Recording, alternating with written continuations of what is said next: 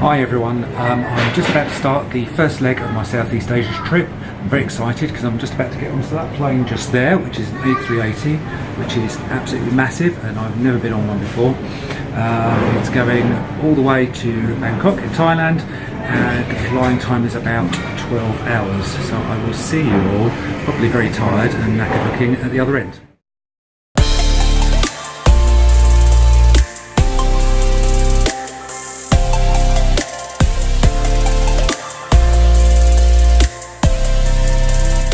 So here I am in Bangkok finally, an hour transfer time from the airport, lots of traffic, that wasn't so good when you're feeling really tired off a 12-hour flight. Found the hotel, I couldn't check in because it's too early, because it's like 7 o'clock in the morning here or something, or it was then, so had to go for a little wander.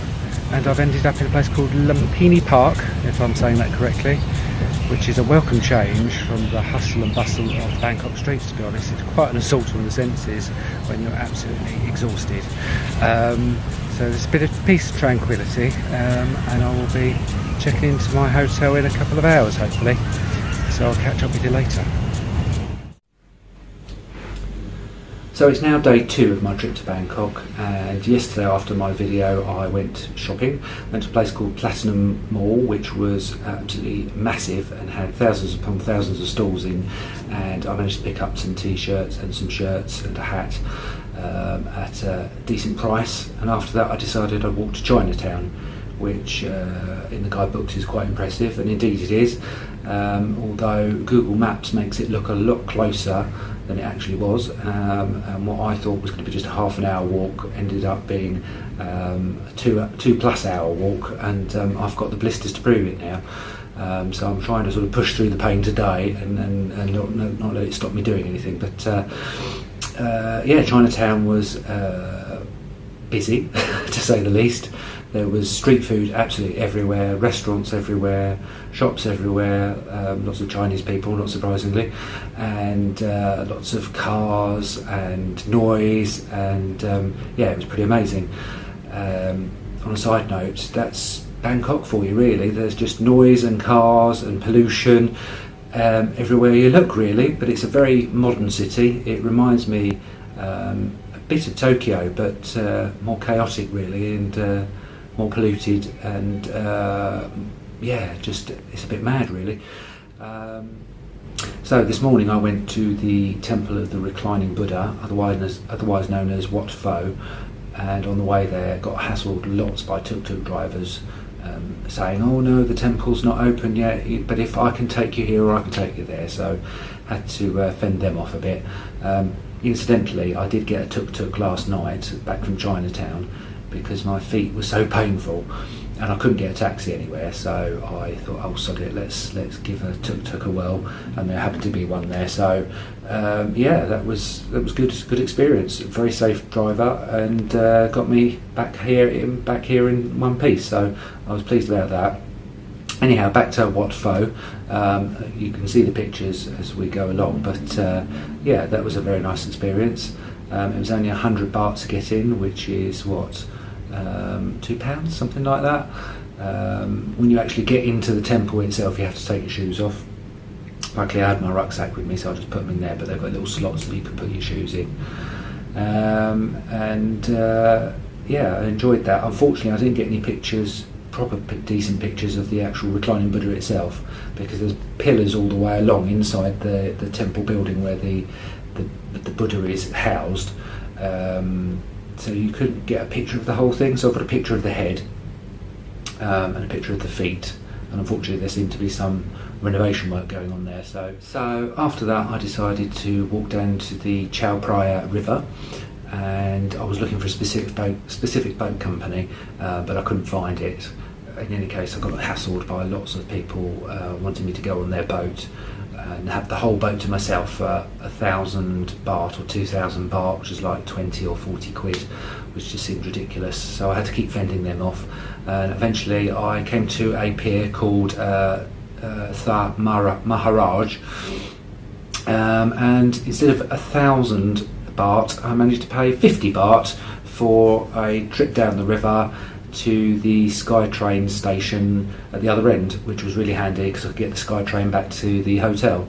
And as you can see from the video I've got here and some of the pictures, it was a really lovely ride. It was very overcast today, but it's been very hot, and I managed to take in some of the sights along the river. And after that, back here, have a little rest, and then out for the evening, I guess. I'm going to check out some of the bars, and I'm going to try and find a ladyboy show, as yes, this is the thing that you have to do when you come to Bangkok, really, isn't it? Or one of the things you have to do. So I will report back on that later.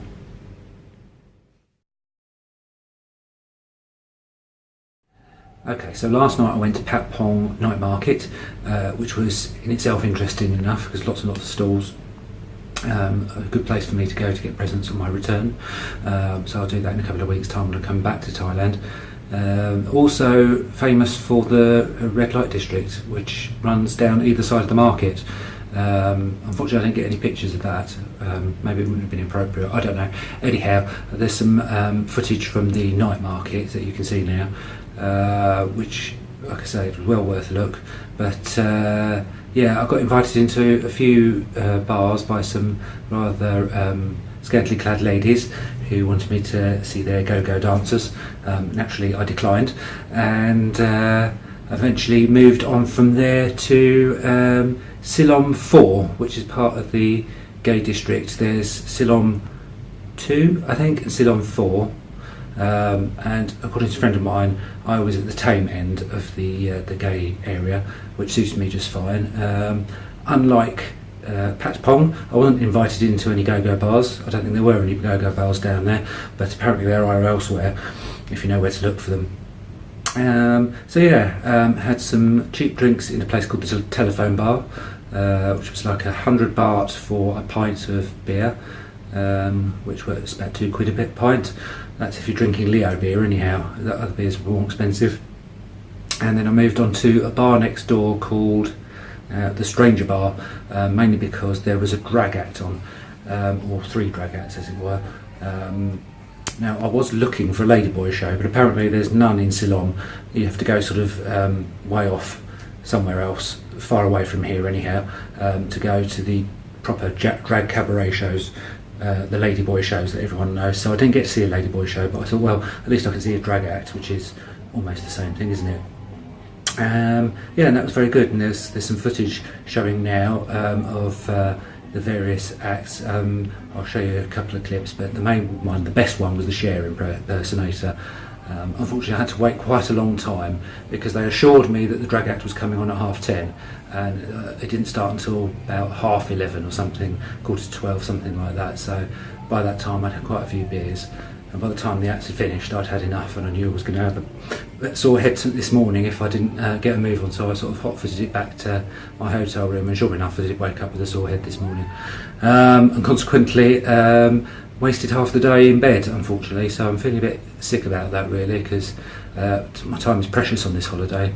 But nevertheless I did manage to go to a place, I can't remember the name of the hotel, but I'll add it on a message down the bottom of the screen, and it's the hotel, used to be the highest hotel in Bangkok. It's been superseded by another one now, and it's got a revolving deck on the top floor with spectacular views of Bangkok, which you can see footage of now. Absolutely brilliant, really loved it. It only cost me, I think it was 490 baht or something, so that's what's that? Okay Google, how much is 490 baht in pounds?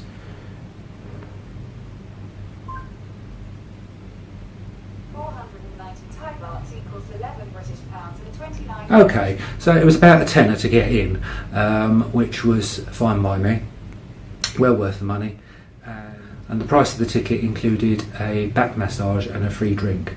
Well, I wasn't in the market for, no, it was a foot massage, but my feet are really sore already out from these bloody blisters, so I wasn't having anyone touch them. And those of you that know me know that I don't like the idea of massage anyhow. The girl who sold me the ticket said, "Oh, don't worry, you can have your back and shoulders done." And I thought, no, you're not. So that was that. And then when I inquired about the drink, you had to go down to the 20th floor to get the drink, and I thought, no, I'm not going to do that because they're going to wrap me into this bloody massage. So that was the end of that. But that was a good couple of hours, and unlike some view experiences that I've been on before, like the Empire State Building and things like that, there wasn't a huge queue.